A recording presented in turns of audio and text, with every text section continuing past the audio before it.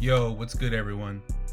Today we're diving into one of the darkest, most brutal Punisher stories I've covered on this channel.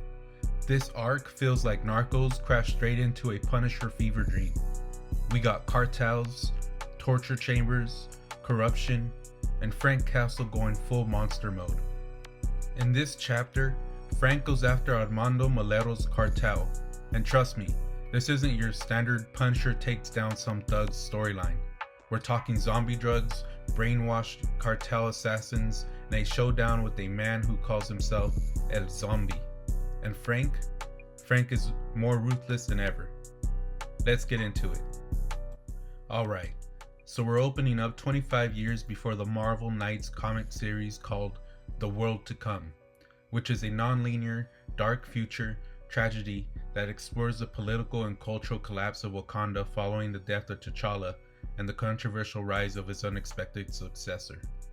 We're in Long Island City, Queens, at a junkyard, and Frank Castle, the Punisher, is holding some dude named Manny upside down by his leg over a massive industrial grinder that still got fresh blood dripping from it. And Frank ain't playing around, because we're told that one by one, Armando Molero's people have been going through that grinder, and they've been telling Frank whatever they know, which ain't much. So Frank's looking at Manny like, the address, now. And this guy is terrified. He's hanging upside down, watching his homies get turned into ground beef. So he gives it up real quick. 387 Park Avenue, the penthouse, I swear, on my mother's eyes. Cut to the Lower East Side in Manhattan. Two women approach a Juan Lopez outside his building, and one of them is like, Juan Lopez? He's immediately putting on the smooth talk. The one and only, and who are you two lovely ladies? They tell him they're a gift from Armando, asking if they can come in, but Juan ain't stupid. He draws a pistol and tells them he needs to verify them first. Now these women are good under pressure. They don't panic, they just tell him to call Armando directly, that they can't wait. So Juan has them face the wall, hands interlocked over their heads, and one of the women even throws out, "This part of your kink, Juan?" Just keeping it casual while this dude's got a gun on them. Juan calls Molero, who confirms he sent the girls as a thank you for a job well done. But then Molero adds a chilling caveat. Be careful though. Those two are heartbreakers. Whatever you do, don't fall for them. And we're gonna find out real soon that Molero wasn't talking about falling in love. Soon as Molero hangs up, he turns to his henchmen and drops the hammer. Get the plane ready and everyone in place. We need to erase this Punisher from existence. And I've got just the right guy to do it. Back with Juan, these women are flirting, telling him to relax, that they're gonna make him feel like a new man. Juan's playing along, but then one of them says, "You were a very bad boy, Juan. We know what you did." And before he can even process what's happening, she blows this fine powder straight into his face. His eyes go wide. He's trying to call them out, but it's already too late. The Z drug is in his system. Their ride shows up outside, and one woman leans in close to the now docile Juan and sets his watch alarm. She tells him, "You will do as I say, understand?" And Juan just responds, "Yes." Then she gives him his final command, something we don't hear, but we know it's connected to the watch alarm going off. Minutes later, Frank pulls up and heads towards the entrance. His narration tells us that the latest synthetic drug Molero's pushing is called zombie dust, Z drug for short, and it's got a body count of over 500 overdoses and counting. Frank kicks in the Juan's door, trying to offer him a deal if he cooperates, but Juan's already at the far end of the room, standing on the ledge of the building. Frank freezes, tells him to wait, but that watch alarm goes off and Juan jumps off the ledge. No hesitation. He falls and lands on a city bus below, dead on impact. Frank's looking down at the wreckage, and his narration confirms what we already suspected.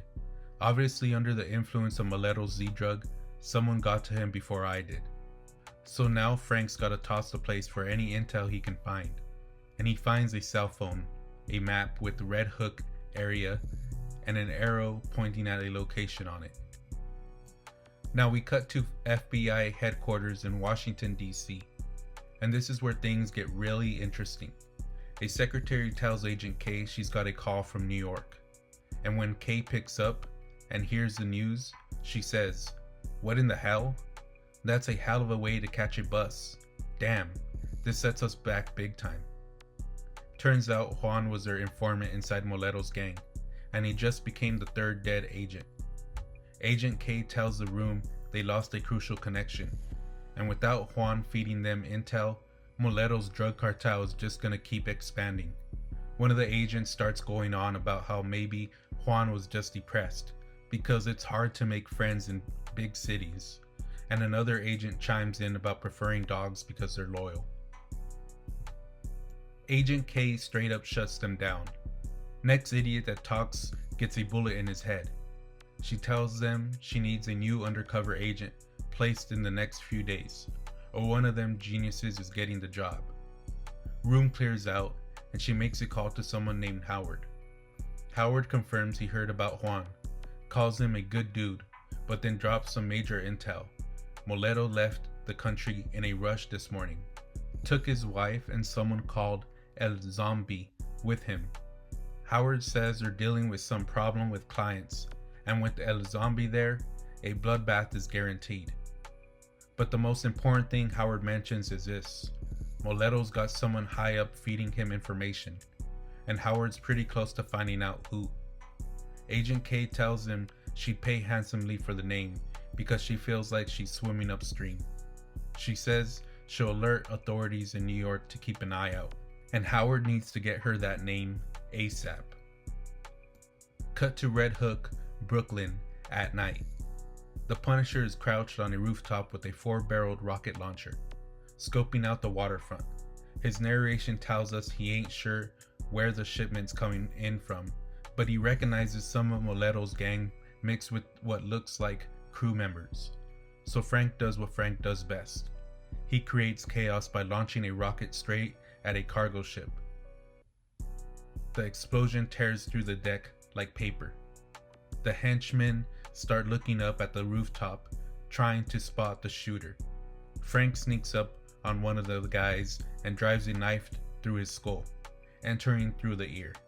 He moves through that dock methodically, taking out each man in quick succession. One henchman is on the ground, begging, and Frank shoots him point blank in the face. No mercy, no hesitation. But then Frank stops. Something shifts in the air behind him. Something massive. And Frank's instincts kick in. Something big coming behind me. It's him. A towering figure emerges from the smoke and firelight. This is El Zombie, and his introduction is straight nightmare fuel. He says, "I am death. I am El Zombie."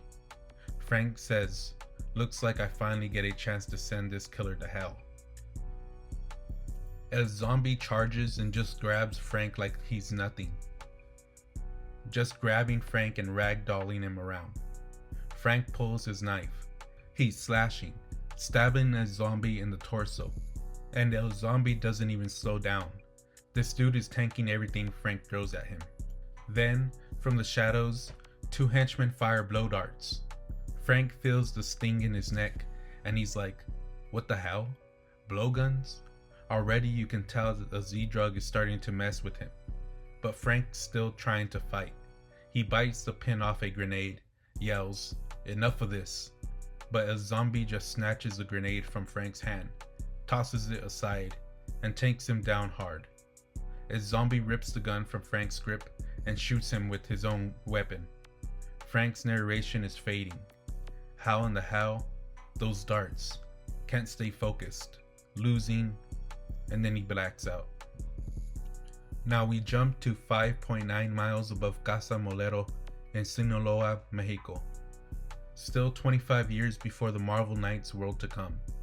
We're inside a private jet where Molero's standing over a gurney with the Punisher barely alive on it.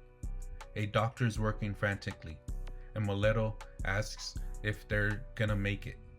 The doctor says the wounds would normally be fatal, but he's stopped the internal bleeding, and if they can get to a proper facility in Mexico, there's a chance. Molero just wants a yes or no. Doctor says yes. Molero responds, outstanding. Then, Fernanda, Molero's wife, storms in, and she's heated. Armando, why are you keeping that piece of trash alive? He murdered our son. I just don't understand. And Molero tells her what he has planned for Frank is a fate worse than death. To trust him. We cut to Molero's fallout shelter on day 21. Frank's locked in a concrete cell deep beneath the estate, and his body's just a patchwork of bruises and half-healed wounds. Molero enters with the doctor and a zombie. He asks Frank, "Who am I to you?" Frank tries to tell him an insult, but Molero just nods at the doctor. Hit him with another shot. The doctor tries to warn him. The dosage is way over what they normally use on a zombie, and they gotta be careful. But Molero doesn't care. Another, now. They inject Frank again. Molero asks who he is. Frank responds, Armando Molero, a dead man. Molero tells a zombie to show Castle what happens when someone disobeys his command. And the zombie just beats Frank mercilessly while he's chained up and can't fight back. Molero crouches down to look at Frank's bloodied face and says, Castle, I swear, somewhere deep down inside, you're enjoying this, you sick bastard. Frank tells him to go to hell. Molero responds, you first. This is personal. The doctor's shocked because Frank keeps fighting the drug. He's never seen anything like it. This is the 6th time Frank's resisted, so Molero tells him to make it more powerful and clean the cell up because it smells like the ass end of a zoo. What follows is absolutely brutal. We get this montage that shows the progression of Frank's breakdown. Day 84. Molero says, who am I to you? Frank replies, my next kill. Day 102. Molero says, who am I to you? Frank replies, vermin. Day 122. Frank spits in Molero's face. A zombie beats him without Molero even needing to say a word. Day 156. Who am I to you? Frank's resistance is buckling from the drug. You are. Molero calls a zombie over. You will be broken, Castle. As zombie, teach him a lesson. The face this time. 2 minutes later, Frank's hanging from chains bolted to the ceiling, arms stretched overhead, and his face is barely recognizable. Molero's going on about how he remembers Frank killing his only son Manny, about the pain and loss he and Fernanda went through. He tells Frank, by the time I'm finished with you, I will have my revenge, Castle. Then Molero tells a henchman he's got a flight to catch and to clean up the mess. Outside, Fernanda's watching from the front steps as Molero gets in his car. She tells him she's not comfortable having the monster that killed their son in the fallout shelter. Molero dismisses her, tells her Frank's practically in a coma, that he's got business to see to and he'll be back in a few days. Then he tells her not to mope around, to take some money and head to the beach, or go do whatever it is you do. And you can just see Fernanda's jaw tighten. She mutters, whatever it is I do, I'll show you what I do, bastard. She descends into the fallout shelter and tells the henchman guarding Frank's cell to take a break for an hour. He tries to protest, but she threatens to have her husband shoot him, so he bounces. Fernanda steps into the cell, staring down at the broken man in chains. Hey, killer, can you hear me? Frank groans, which is good enough for her. She slides brass knuckles onto her fists and says, my husband may have his plans for you, but I want my pound of flesh for what you did to my son. And she just starts beating him. 3 days later, we cut to the home of Howard Perez. Remember him from earlier? the FBI informant who was feeding Agent K information. We're in this warm, well-lit dining room where Howard's family is gathering around the table. Their cook, Ida, is setting down a dish, and there's this whole wholesome conversation about food. The kids are talking about their favorite desserts. Howard jokes about their teeth falling out if that's all they eat. His wife tells him to stop scaring the kids. It's this perfect, innocent family moment.